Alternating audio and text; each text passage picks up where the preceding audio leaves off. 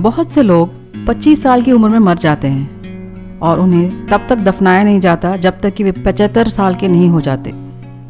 ये कहावत कहीं सुनी लगती है ना?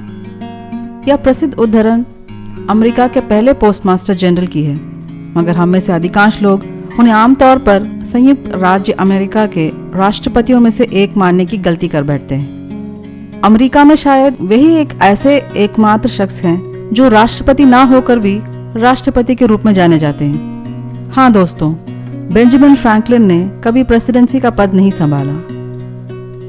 नमस्कार दोस्तों, मेरे साथ books.com लिट ज्ञान के एक और मनोरम एपिसोड में आपका स्वागत है और मैं हूं सुभाषिनी।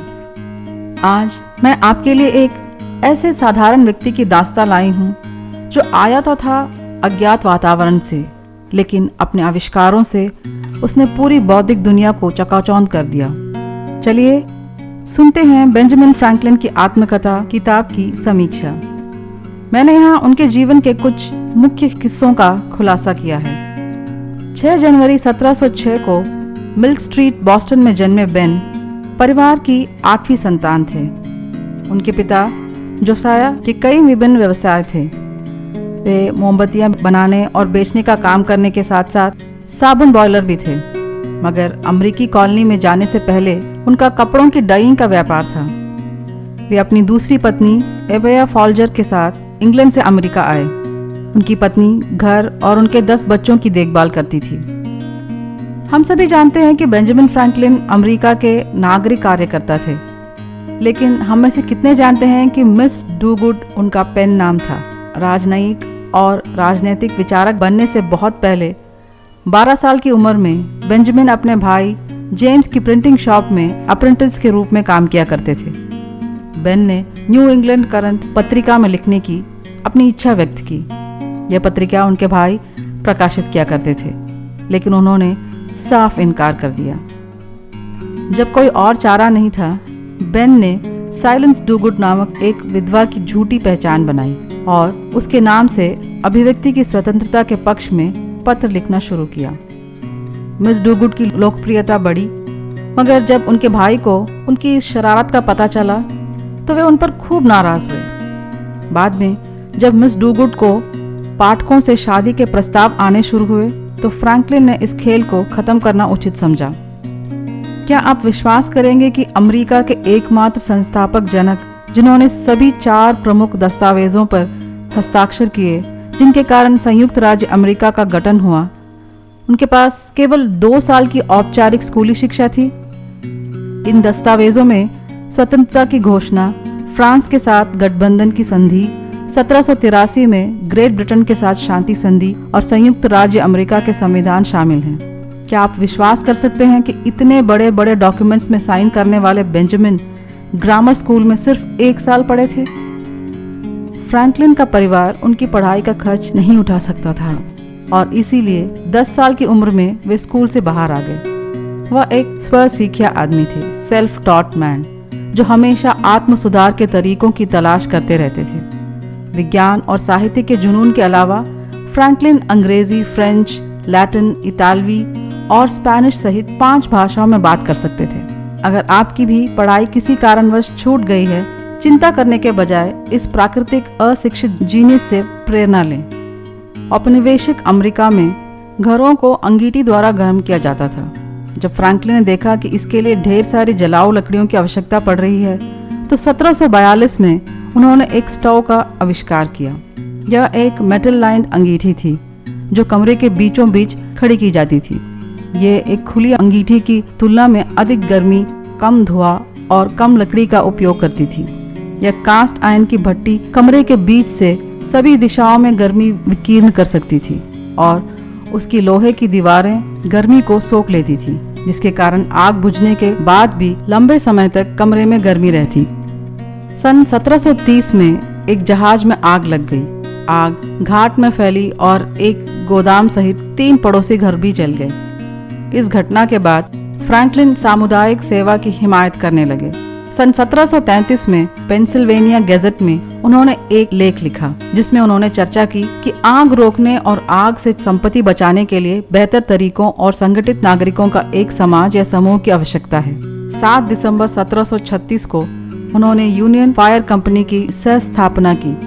पहली ब्रिगेड का गठन 26 स्वयंसेवकों का था। प्रत्येक सदस्य को 6 बाल्टी पानी और संपत्ति बचाने के लिए 2 लिनन बैग लाने होते थे। यही कारण है कि यह बेंजामिन फ्रैंकलिन की बकेट ब्रिगेड के नाम से जानी जाती है।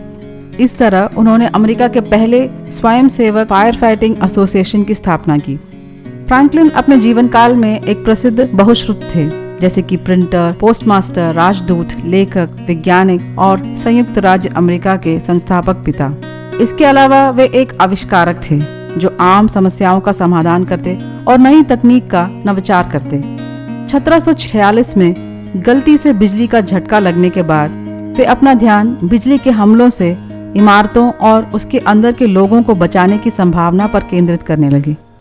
यह था उनका आंधी से पतंग उड़ाने का प्रसिद्ध प्रयोग, जिसमें एक धागे के सिरे पर धातु की चाबी लटकाई गई थी। 1752 में 1 जून की दोपहर को फिलाडेल्फिया शहर पर बादल मंडरा रहे थे। अंधेरा होने लगा था। शहर के अधिकांश नागरिक घर के अंदर थे, लेकिन बेंजामिन बाहर थे, जैसे कि वह इस अवसर की प्रतीक्षा कर रहे हों। वे बिजली की विद्युत प्रकृति प्रदर्शित करना चाहते थे और ऐसा करने के लिए उन्हें आंधी की जरूरत थी। उन्होंने अपनी सभी सामग्रियां इकट्ठी की। एक बड़े रेशम की रुमाल से बनी एक साधारण पतंग, एक सुतीली, एक रेशम की डोरी, एक लेडन जार जो आदिम कैपेसिटर था जिसमें विद्युत चार्ज स्टोर कर सकते थे, और एक लंबी तार। पतंग के ऊपर उन्होंने बिजली की छड़ी का काम करने के लिए एक तार अटैच किया। पतंग के नीचे उन्होंने एक सुतीली अटैच की और उसके साथ उन्होंने रेशम की डोरी जोड़ी। अंतिम टुकड़ा था धातु से बनी एक चाबी। सुतीली बारिश में गीला होने पर जल्दी से विद्युत चार्ज कंडक्ट करेगी और उसे धातु की चाबी को भेजेगी और वहां से लेडन जार तक प्रसारित करेगी। सूखी रेशम की डोरी फ्रैंकलिन के हाथ में थी। अपने बेटे विलियम की मदद से उन्होंने पतंग उड़ाया और दोनों आंधी का इंतजार करने लगे। जब फ्रैंकलिन ने चाबी की ओर अपना हाथ बढ़ाया, चाबी के नेगेटिव चार्जेस उनकी उंगली के पॉजिटिव चार्जेस की ओर आकर्षित हुए और उन्होंने एक चिंगारी महसूस की। लेडन जार का उपयोग कर फ्रैंकलिन ने उस बिजली की आग, जैसे कि वे उसे कहते थे, को इकट्ठा किया। शायद यह सबसे प्रसिद्ध प्रयोग था जिसने बिजली की छड़ी के आविष्कार और पॉजिटिव चार्जेस और नेगेटिव चार्जेस को समझने में मदद की। आकाशीय बिजली और विद्युत के बीच का कनेक्शन पहले से ज्ञात था, मगर पूरी तरह से समझा नहीं गया था। उन्होंने conductor, condense, armature, battery, positive charge, negative charge और डिस्चार्ज जैसे शब्दों का निर्माण किया और बिजली उत्पन्न करने, स्टोर करने और प्रसारित करने के नए तरीकों की खोज की। उन्होंने दिखाया कि बिजली पॉजिटिव और नेगेटिव चार्जेस यानी प्लस और माइनस के साथ एकल तरल पदार्थ थी और न कि 2 प्रकार के तरल पदार्थ, जैसा कि उस समय सोचा जाता था। इस सफल प्रदर्शन के बाद फ्रैंकलिन ने बिजली के साथ अपना काम जारी रखा और अपनी बिजली की छड़ी के आविष्कार को पूरा किया। 1753 में उन्हें रॉयल सोसाइटी से प्रतिष्ठित कोपले मेडल प्राप्त हुआ, जो उनके बिजली पर जिज्ञासु प्रयोगों और टिप्पणियों के लिए दिया गया था। वे ब्रह्मांड के आंतरिक कामकाज को समझने के लिए लगातार उत्सुक थे और इस वैज्ञानिक समझ को चतुराई से इस्तेमाल कर आविष्कारों और नवाचारों के माध्यम से लाभ उठाते थे। अपने जोखिम भरे पतंग प्रयोग के साथ साथ फ्रैंकलिन ने कई अन्य प्रयोग भी किए। वे भी खतरनाक थे, इतना कि वे लगभग 2 बार मर भी सकते थे।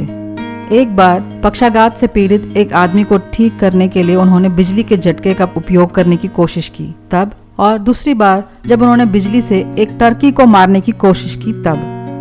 उन दिनों कैथेटर कठोर मेटल ट्यूब का हुआ करते थे और काफी दर्दनाक थे। जॉन बेन के बड़े भाई गुर्दे के पथरी से पीड़ित थे और इस विषय ने बेन को अपने भाई की असुविधा कम करने के लिए 1752 में एक बेहतर मूत्र कैथेटर का आविष्कार करने के लिए प्रेरित किया। उन्होंने ट्यूबों के टिके हुए भागों से एक लचीला कैथेटर तैयार किया। उन्होंने एक चांदी के काम करने वाले से अपना डिजाइन बनवाया और फिर तुरंत अपने भाई को उसे भेज दिया। पोस्टमास्टर के रूप में अपनी भूमिका के दौरान उनका उत्सुक दिमाग यह जानना चाहता था कि फिलाडेल्फिया और बॉस्टन के बीच वे गाड़ी से कितनी दूर यात्रा कर रहे थे। हालांकि ओडोमीटर की अवधारणा प्राचीन काल की है, फ्रैंकलिन ने अपना वर्जन बनाया। उनका कॉन्सेप्ट था घोड़े गाड़ी के पीछे के पहियों में एक गियर डिवाइस अटैच करना, पहिए की परिधि निर्धारित करना, 1 मील की यात्रा करने के लिए आवश्यक परिक्रमणों की संख्या करना, और उस डिवाइस को यात्रा की गई दूरी को पंजीकृत करवाना। उनके कैरेज व्हील द्वारा किए गए हर 400 परिक्रमण पर डिवाइस में 1 मील क्लिक होता, जिसका मतलब है 1.6 किलोमीटर। मेरे सभी आविष्कारों में से ग्लास हारमोनिका ने मुझे सबसे अधिक व्यक्तिगत संतुष्टि दी है। ऐसा फ्रैंकलिन ने 1761 में डिजाइन किए गए संगीत वाद्य यंत्र के बारे में लिखा था। अंग्रेजी संगीतकारों से प्रेरित होकर फ्रैंकलिन ने इसे बनाया। असल में पानी से भरे ग्लास के किनारों के चारों ओर अपनी उंगलियों को पारित करके संगीतकार ध्वनियां बनाया करते थे। फ्रैंकलिन ने ग्लास ब्लोअर के साथ काम करके कम बोझिल तरीकों से वही संगीत फिर से बनाया। हालांकि यह अभी भी स्पष्ट नहीं है कि वास्तव में इस उपकरण का आविष्कार किसने किया था। फ्रैंकलिन ग्लास हारमोनिका को पूर्णता प्रदान करने के लिए जाने जाते हैं। उनका डिजाइन इतना अभिनव और अद्वितीय था कि बेथोवन, स्ट्रॉस और मोजार्ट ने इसके लिए संगीत की रचना की। जैसा कि हमने पहले देखा कि फ्रैंकलिन किताबों के प्रेमी थे। जब वे बच्चे थे उन्होंने किताबें खरीदने के लिए एक एक पैसा बचाया। अधिक पुस्तक खरीदने के लिए पैसे बचाने के लिए यहाँ तक कि 16 साल की उम्र में वे शाकाहारी बन गए। और जैसे जैसे वे बड़े हुए उनका घर फर्श से छत तक बुक शेल्फ से भर गया। हालांकि 5 फीट 11 इंच पर बेन काफी लंबे थे, लेकिन उच्च अलमारियों में रखे गए पुस्तकों तक पहुंचना एक चुनौती थी। इसीलिए 1786 में फ्रैंकलिन ने लंबी बाह यानी लॉन्ग आर्म का आविष्कार करके इस समस्या को हल किया। लॉन्ग आर्म एक लकड़ी का डंडा है जिसके अंत में पकड़ने वाली 2 उंगलियां होती हैं। इस डंडे का एक केबल खींचने पर उंगलियां किताब को पकड़ लेती हैं और वे ऊंचे शेल्फ से किताब उठा सकते हैं। कितना सरल, अक्लमंद और प्रभावी आविष्कार था ये, है ना? आखिरकार उनके पढ़ने के प्रेम और ज्ञान की प्यास की वजह से अमेरिका में सार्वजनिक ऋण पुस्तकालय का निर्माण हुआ। कई अन्य प्रतिभाओं के बीच बेंजामिन एक कुशल शतरंज खिलाड़ी भी थे। उन्होंने इस पर एक प्रसिद्ध निबंध भी लिखा है, शतरंज की नैतिकता, जिसमें खेल खेलने के आचरण के नियमों का विस्तृत रूप से वर्णन है। और वे शतरंज को अमेरिका में एक लोकप्रिय खेल बनाने के लिए भी जिम्मेदार हैं। इसके लिए उन्हें 1999 में United States chess hall of fame में शामिल किया गया है। हम में से अधिकांश की तरह फ्रैंकलिन ने पाया कि बुढ़ापे में उनकी दृष्टि बदतर हो रही थी और उन्हें निकट और दूरदर्शिता दोनों थी। चश्मे के 2 जोड़ों के बीच स्विच कर करके वे थक गए थे। उन्होंने डबल चश्मे का आविष्कार किया, जिसे हम अब बाइफोकल्स कहते हैं। अपने 2 जोड़े लेंसों, एक पढ़ने वाली और दूसरी दूरी वाली से आधे आधे भाग आड़ा काट कर उन्हें एक फ्रेम में फिट कर दिया। ऊपर दूरी की लेंस और नीचे पढ़ने की। है ना कमाल का आविष्कार? इस आत्मकथा के सबसे यादगार दृश्यों में से एक है फिलाडेल्फिया में रविवार की सुबह थके भूखे उनके आगमन का वर्णन। लेकिन उन्हें क्या पता था कि वे 1748 में फिलाडेल्फिया सिटी काउंसिल के सदस्य बनेंगे। वे पेंसिल्वेनिया के गवर्नर बने और फ्रांस और स्वीडन के लिए संयुक्त राज्य अमेरिका के पहले राजदूत भी थे। प्रिंट की दुकान चलाने, अमेरिकी डाक प्रणाली की इंजीनियरिंग करने, अमेरिका की पहली उधार लाइब्रेरी शुरू करने और अमेरिकी क्रांति में मदद करने के बीच फ्रैंकलिन को नए उपकरणों का आविष्कार करने का भी समय था।